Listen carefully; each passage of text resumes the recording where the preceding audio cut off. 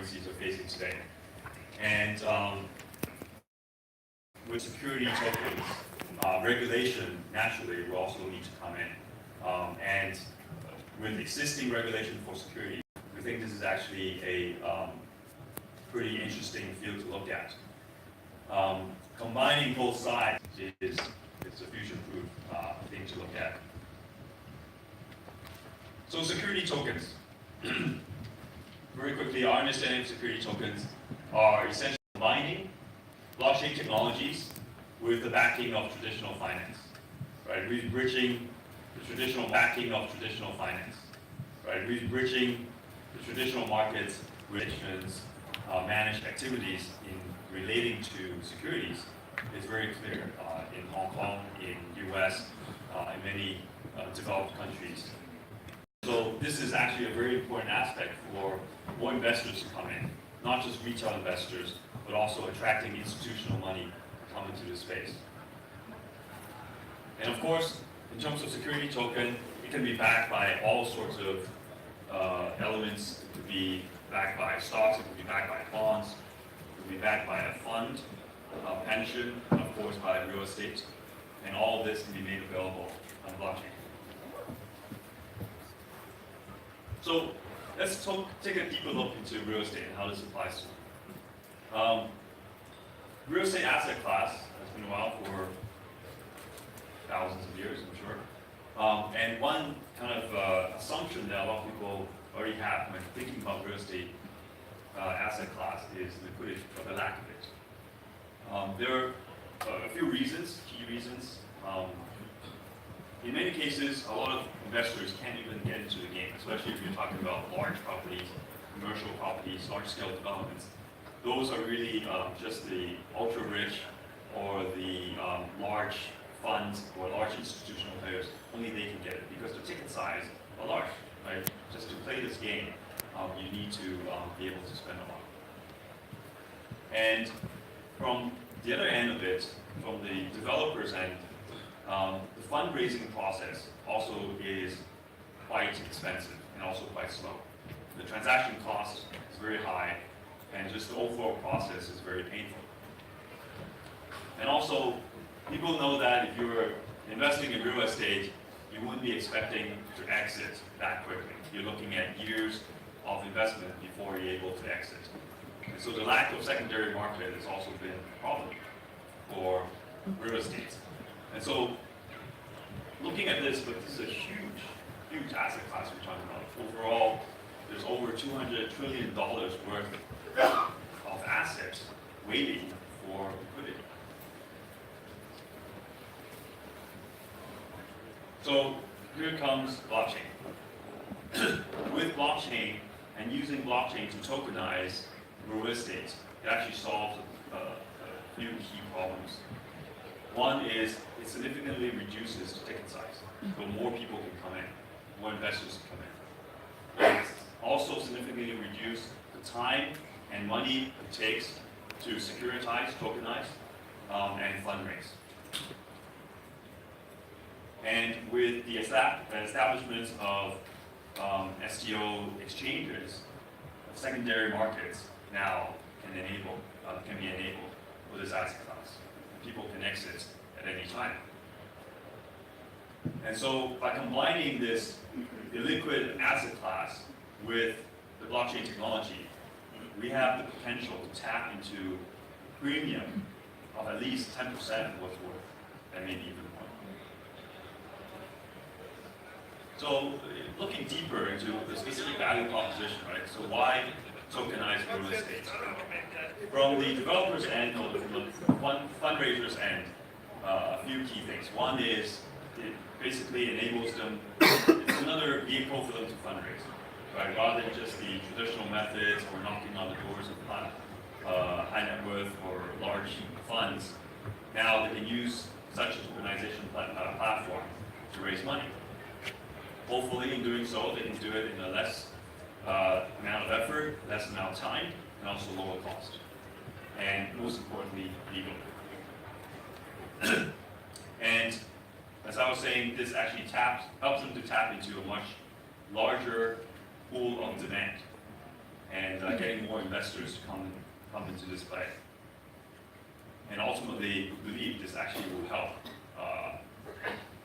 have better pricing even for these properties. One example, I was talking to a real estate developer earlier this week, and he gave a very good analogy of what tokenization real estate means. In Hong Kong, as a lot of you know, is a very expensive property market, and each property or apartment is very small. And but even very small apartments cost north of millions of dollars. And investors or people now actually buy these small apartments and then basically add or segregate them into 10 rooms or 20 rooms and rent out each room individually. And what they find is actually by renting out 20 rooms within the same apartment, the combined revenue is higher than by renting the whole apartment. So by actually cutting things into smaller pieces and being able to tap into this demand pool, the overall price would naturally go up. It becomes an entire in people's investment portfolios.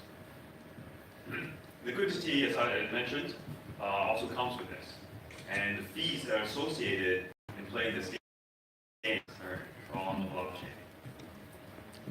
And the benefit of this over traditional crypto assets is that the fundamental value of it now is quite clear.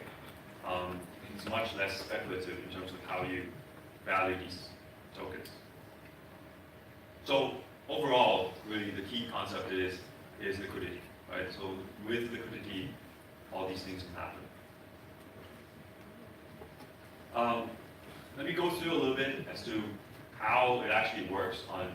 There's one way, not necessarily the only way, but how can a real estate be tokenized? So you follow the steps. Basically, you start off with you identify a property, and you can choose to tokenize the entire property or a portion of it. It's hugely flexible how you want to do that. You go through a set of due diligence, evaluation, legal verification to make sure this is a legitimate property.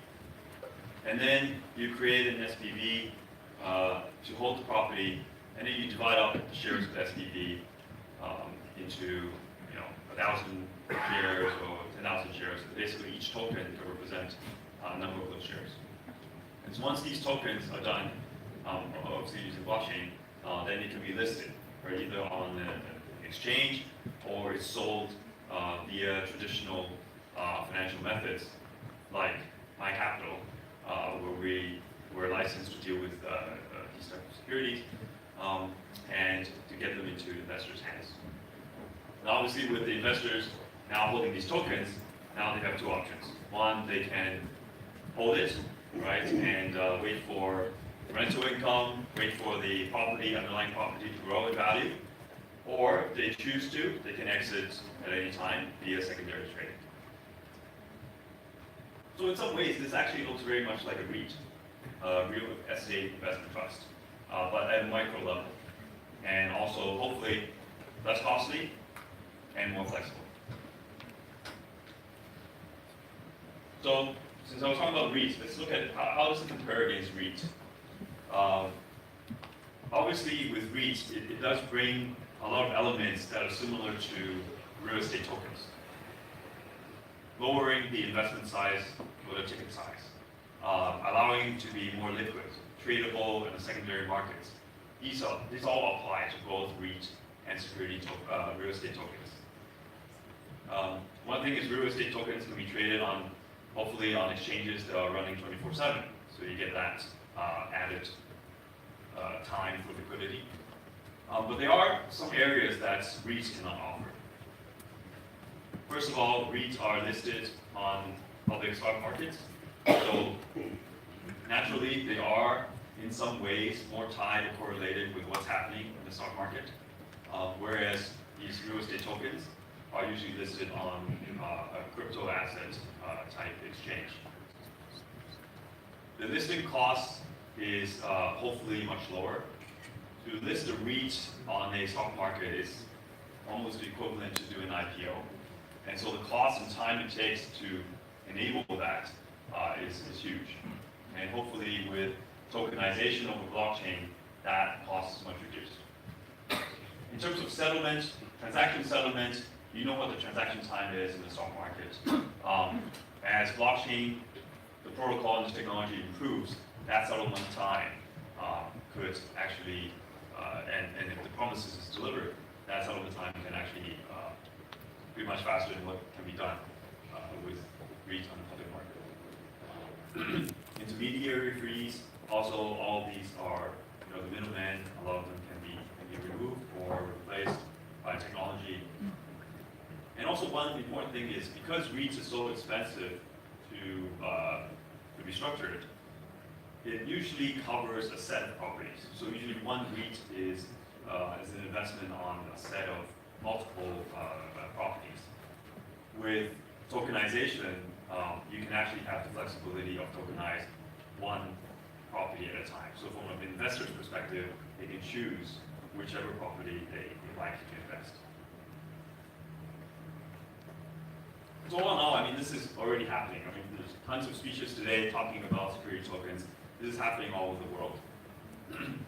Private funds, private equities, real estate equities are preparing themselves for this disruption, right, in terms of how they fundraise. There are several properties already very well known that has used this blockchain tokenization method to raise money. In Manhattan, there was a $30 million project that has just been raised or tokenized with blockchain. St. Regis, a very well-known hotel brand, has also used STO for their $18 million worth of their property investment. So this is already happening, right, as we're even talking about this. And so in conclusion, our view as a regulated and licensed institution, we think there are a few key elements for this to really flourish. First, obviously, you need the blockchain technology, right, for tokenization and all those. You also need financial experts, because at the end, you are dealing with securities. This is a security token. And so doing it in a legal and regulated fashion is very important. And hopefully, that's where Mai Capital, our company, can also come in and help out. Because real estate, it is a highly specialized field and industry. You do want the people who are real estate experts.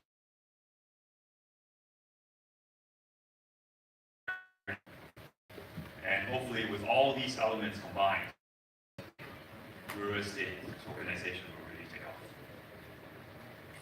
All right, thank you very much. I know we're way behind schedule, so I'll take questions from you privately, but I'll be here during this whole day. Thank you very much.